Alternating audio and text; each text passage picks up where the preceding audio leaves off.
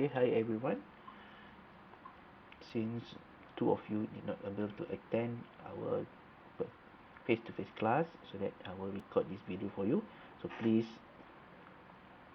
see this video and identify which topic as you need to know more, because some of the topics will be in your final exam. Okay, this chapter will be discussed about the case study on virtualization and cloud workload. So we can see the difference between virtualization and cloud, and which type of workload suitable in your virtualization environment, in your on-premise, and also in cloud itself. Okay, this is our lesson objective for today. So first we will try to identify practical consideration for virtualization, and then understand the need to prepare for virtualization before you moving from traditional IT infrastructure to virtualization, and then describe the various steps in preparation of these steps and also stages. Then explain the different transition tools for virtualization, and lastly we'll define the cloud workload and how this workload can be differentiated when you want to deploy in cloud and when you don't require a cloud or only virtualization or IT traditional IT infrastructure. So this is in customer perspective IT landscape. So we will take this example, one of the company named as Fiber Coil Company or Corporation. This company actually involved in the manufacture of fiber optics cable for the broadband and telecom sector. So the main product actually the cable optic, fiber cable optics. And then this company maintain an extensive supply chain to procure raw material, extensive dealership network to market finished product. That means they require a good system which can support from the raw material procurement. That means how this company get their raw material to be processed and to be produced the product, and lastly until they can market the product. So all the process we can consider as business process. In cloud we have one service, they call it business process as a service. So we see how this company dealing with their IT infrastructure. And currently the company maintain a data center that consists of more or less 50 high-end server. Okay, you know what is high-end server, right?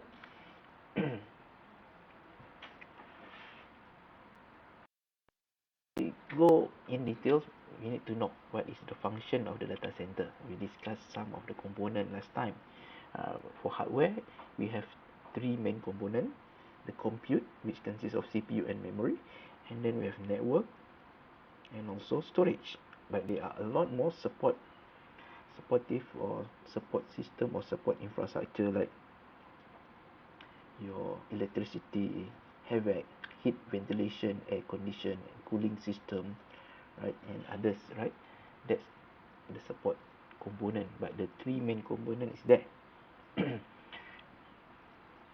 On top of that particular infrastructure, normally data center are hosted more services like mail service here.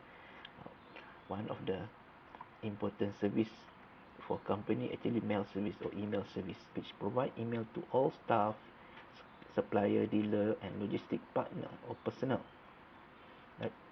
In case for students, admin, and lecturers. Okay. Another function in data center or services provided in data center are the web server.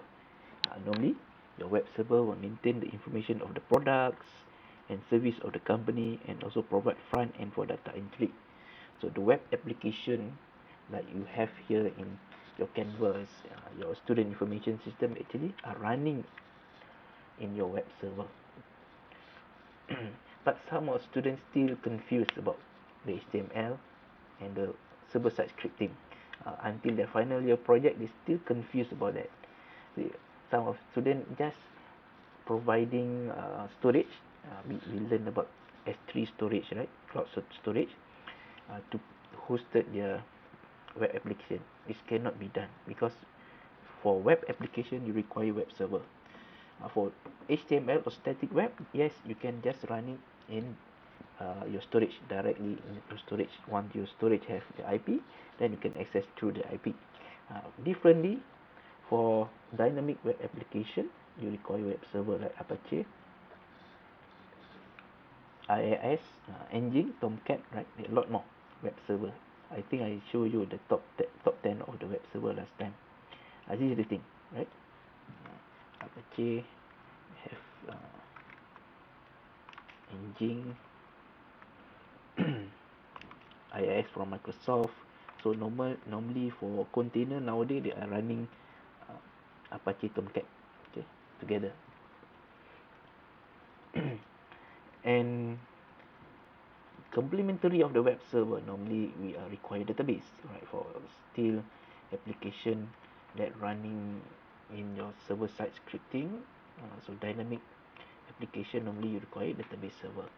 So it's maintain the company database. Each division has its own set of database server to store the data. Means here in this company, each department have their own system.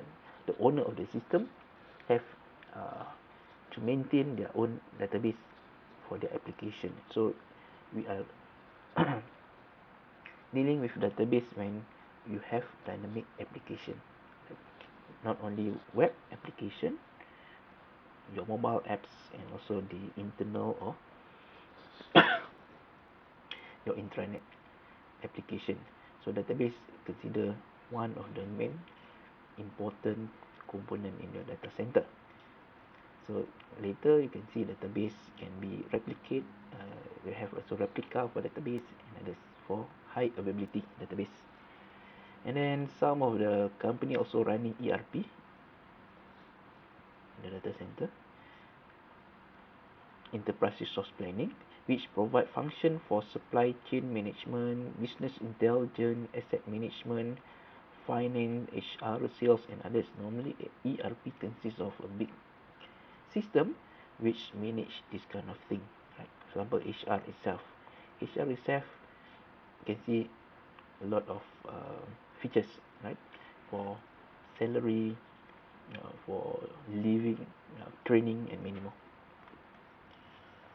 Other than that, this data center can be actually they need nowadays they become compulsory firewall and security system, which provide end-to-end IT security to data center and maintain compliance. So in your data center, you have multiple server which hosted different application like web system, mail servers, ERP system, your attendance system, network system, and many more. So this system require different type of protection in terms of security, different access, different privilege access control for different users, different segment or this different subnet should be deployed. So this type of protection require firewall and other security system like IDS or intrusion detection system, intrusion prevention system, network monitoring system, antiviruses, web application firewall, and many more.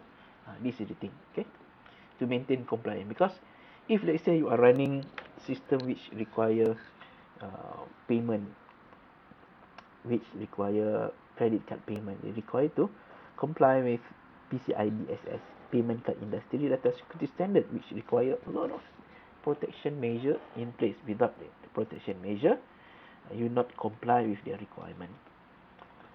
Other than that, we have a factory system which can control critical system used in manufacturing process like the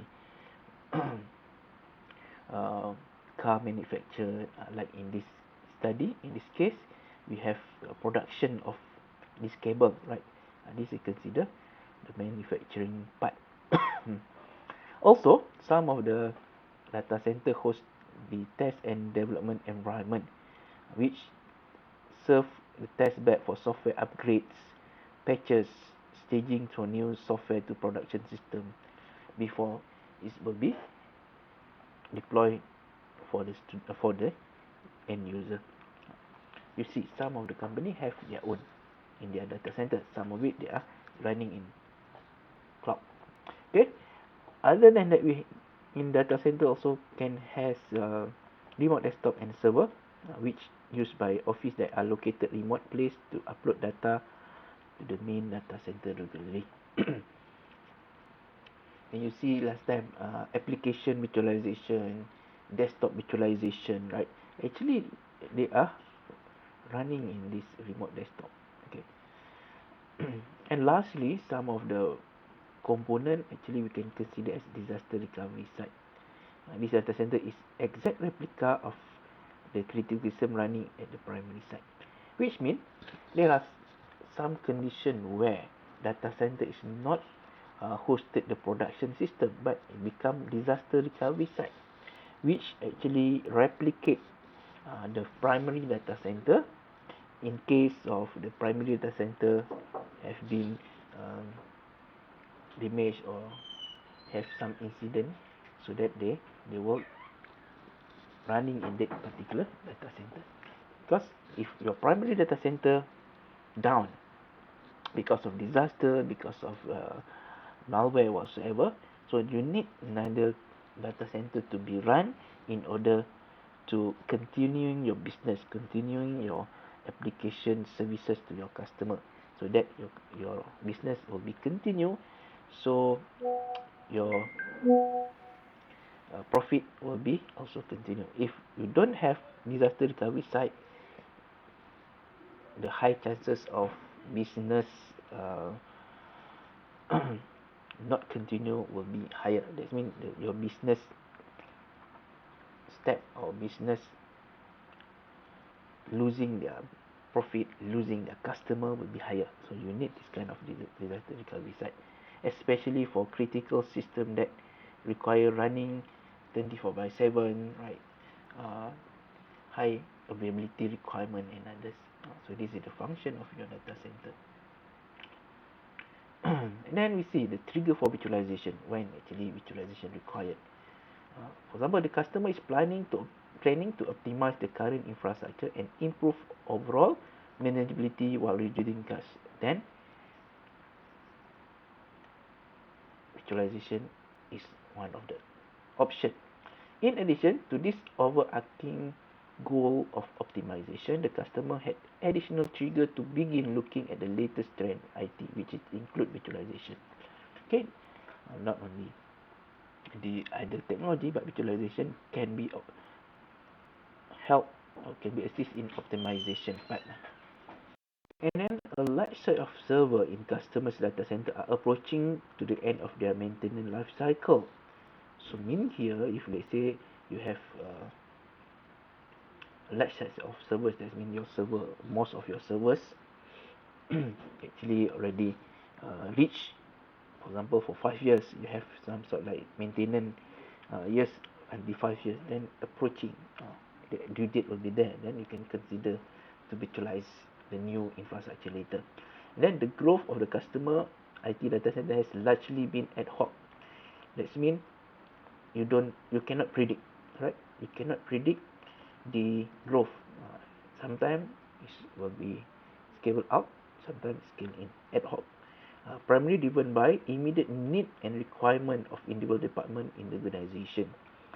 This has created several silos within the infrastructure. For example, some of the department need to comply for specific compliance standard, then they need to deploy new system. For example, like teaching and learning department, suddenly because of the pandemic, right, after COVID pandemic, they need to deploy new system or new enhanced like LMS. They need more resources. Then they need to grow significantly to get this particular resources in data center. So only some department, for example. So several silos in here is not in total, but only one or two department require specific resources highly. Right? Then there are no specific standard to follow for managing the server. So a large part of the administration still manual, requiring several system administrators to manage the growing data center. So mean There are no specific standard. If you have 50 servers, maybe you require at least 5 that system admin. Each system admin manage 10. They have their own way to do their maintenance, right? So it's actually not cost effective. So that this trigger for virtualization, because when you have virtualization, you can manage in single or central management console. Another triggers here, when you see a large sets of machines run at unutilized at n utilization level 0 to 20% maximum. So the existing resource could not be utilized efficiently due to the inherent inflexibility in the infrastructure. So this another significant trigger, right? So see your servers not fully utilized, so that you are running them with full electricity, full air condition, but it's not fully utilized. It's wasting your OPEX as well. Although your CAPEX is there, but OPEX, operation expenditure, will be higher. So various departments with the company have set up their own security systems and security policies which have resulted in less transparency at the company level. So different department having different security policies is not good, since they will got some conflict, some redundant part, so that you need to have a central security policy first in the organization level. Then the access control can be customized based on specific department and application they own or they host. Now, resource could not be shared easily and require lengthy approval process. This is in a traditional infrastructure, so this triggers for virtualization as well. Because in virtualization, we are utilize all the resources, and we only give a pool of resources. That means the numbers of free resources without required to go through all the physical machine and infrastructure. Another trigger here, when you see about 10% of machine in data center are legacy platform, running legacy application, so that they are difficult to get. For example, the spare part for machine that suitable to run that application, because legacy system, legacy machine. So in virtualization, you didn't require the hardware, but you will virtualize it. You don't care about the hardware as long as the machine can be installed for specific resource or for specific operating system or legacy system, then no problem compared to the hardware base. And then the IT data center is running out of floor space. That means you have 50. If you want to add on, you don't have any space anymore. So additional space to accommodate growing need is not available unless new data center set up for this requirement. Nowadays they have scalable data center. The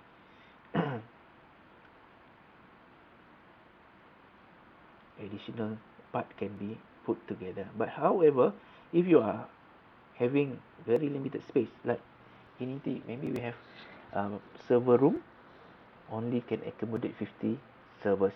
So if you want to add on more, cannot. And then can consider virtualization. And you see the free resources can be virtualized and can be shared. No need to buy new hardware, so that your space still can be used.